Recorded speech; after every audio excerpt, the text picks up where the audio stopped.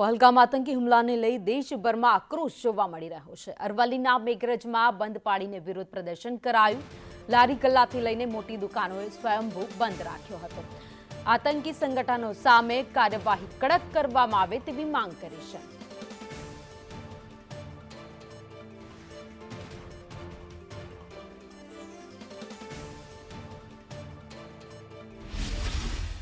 મેઘરજમાં આજે પુલવામા આતંકીમાં જે નામ પૂછીને હિન્દુઓની જે હત્યા કરવામાં આવી છે તેના માટે મેઘરજ સંપૂર્ણપણે બંધ છે।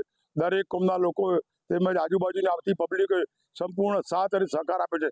તેના માટે આજે ગામની અંદર લોકોએ સાંજે 5 વાગે શ્રદ્ધાંજલિનો પ્રોગ્રામ રાખે છે।